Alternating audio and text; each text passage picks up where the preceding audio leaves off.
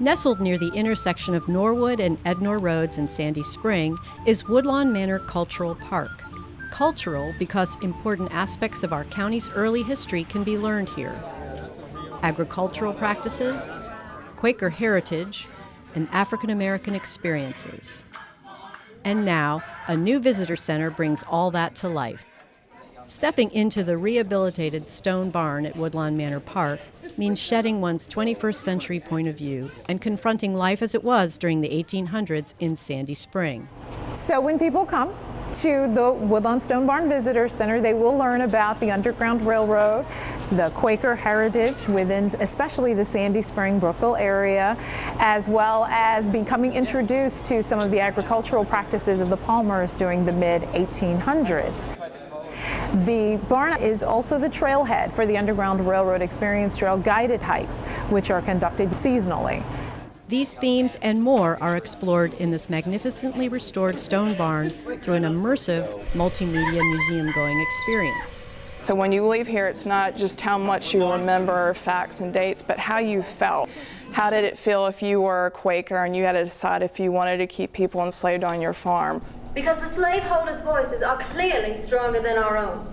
Or if you were a slave and you had to decide if you wanted to run away or stay put. Many folks done escaped to Baltimore and Pennsylvania and even Canada. They want you to get yourself engrossed in the past, put yourself in their shoes, and leave away thinking about these choices and the outcomes. The barn itself helps with the narrative. It was built in 1832. Dr. William Palmer, who owned the farm at the time, commissioned local mason Isaac Holland with its construction.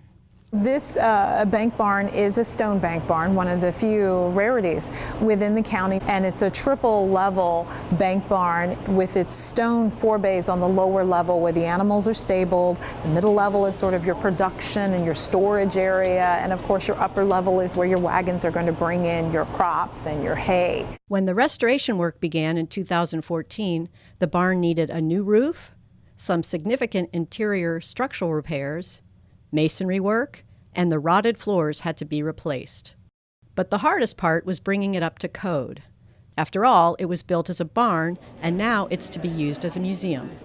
Some of the things we had to do to make this building safe and basically so we could have people walk through is we had to add lighting like you see here, railings on the staircase. We put in a new staircase on this bay, signage so people are aware of the low clearance on some of these walls.